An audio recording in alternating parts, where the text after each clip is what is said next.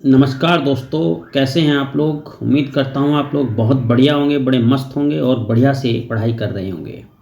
तो चलिए आज मैं शुरुआत करूँगा अंग्रेज़ों के आगमन की। मैंने अपनी पिछली वीडियो में आप लोगों को पुर्तगालियों का पूरा इतिहास बताया था। भारत में उनका जो व्यापार रहा, किस तरीके से भारत को उन्होंने ट्रीट किया। उसके बाद फिर डच आए, डचों ने किस तरीके से जो है भारत में अपना व्यापार जमाया। और इसके बाद अब नंबर आता है अंग्रेज़ों का, और ये अंग्रेज़ वही लोग थे जो भारत में इतने वर्षों तक रुके और भारत को जो है अपना गुलाम इन्होंने बना के रखा। और भारत की काफ़ी चीज़ें जो है इन्होंने अपने हिसाब से मॉडिफाई कर डाली।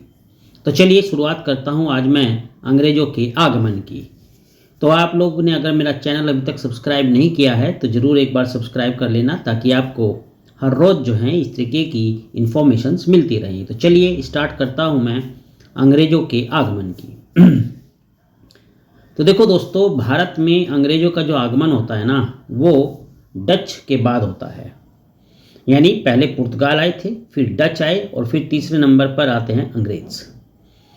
तो ये जो अंग्रेज़ आए, इनकी जो कंपनी थी वो थी ईस्ट इंडिया कंपनी। और इस ईस्ट इंडिया कंपनी की जो स्थापना की वो डच ईस्ट इंडिया कंपनी से पहले ही हो चुकी थी। ध्यान देने वाली बात है ये कि ईस्ट इंडिया कंपनी की जो स्थापना थी वो डच ईस्ट इंडिया कंपनी से पहले हो चुकी थी। सितंबर 1599 में, इस बात को नोट करना, सितंबर 1599 में लंदन में कुछ व्यापारियों ने लॉर्ड मेयर की अध्यक्षता में, ठीक है, क्या नाम है, लॉर्ड मेयर, इनकी अध्यक्षता में जो है एक सभा का आयोजन किया था। और इस सभा में, ठीक है, जो डिसीजन हुआ था वो ये था कि पूर्वी द्वीप समूह के साथ व्यापार कैसे किया जाए और उसकी योजना क्या होगी, इस पर जो है पूरा परिचर्चा हुई और पूरा जो है निर्णय लिया गया। इन व्यापारियों ने पूर्व के देशों के साथ व्यापार करने के आशय से 1599 में एक कंपनी का गठन किया।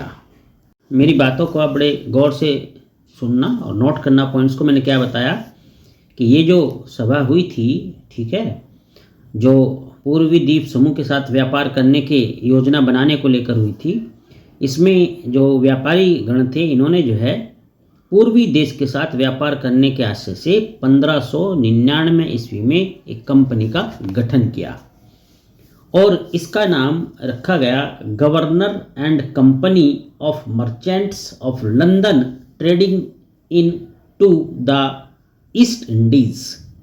फिर से सुन लो मैंने क्या बताया।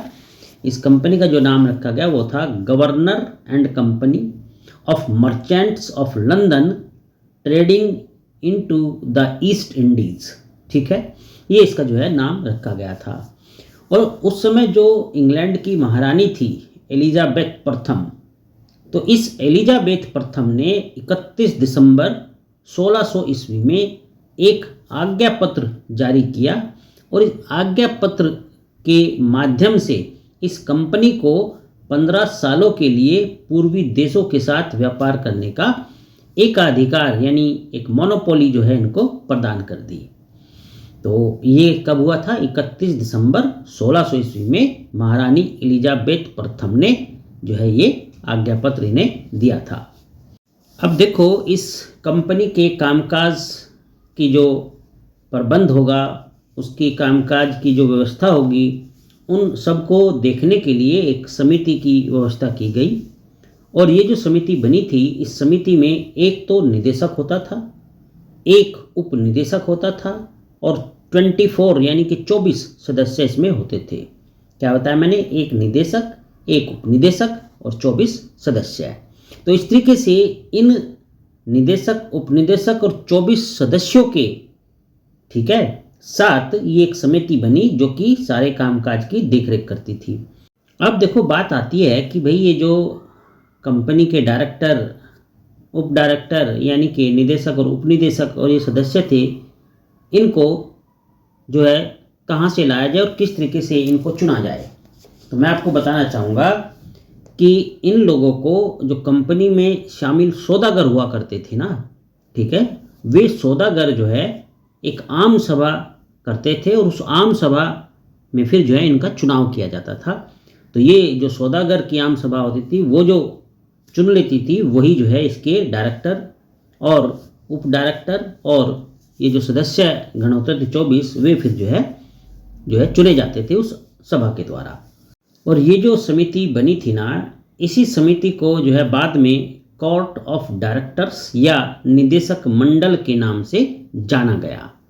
क्या जाना गया? कोर्ट ऑफ डायरेक्टर्स या फिर निदेशक मंडल के नाम से जाना गया। तो दोस्तों ये थी कुछ प्रारंभिक जानकारी कि भाई जो अंग्रेज़ भारत में आते हैं वो किस तरीके से जो है अपनी एक कंपनी को स्थापित करते हैं और किस तरीके से जो है एलिजाबेथ उनको जो है परमिशन देती है व्यापार करने की। तो आप जुड़े रहिए, अगली वीडियो में मैं आप लोगों को और जानकारियाँ दूंगा। और दोस्तों अभी तक अगर आप लोगों ने चैनल सब्सक्राइब नहीं किया है तो ज़रूर कर लीजिए, क्योंकि ये बड़ा लंबा हम लोगों का साथ रहने वाला है।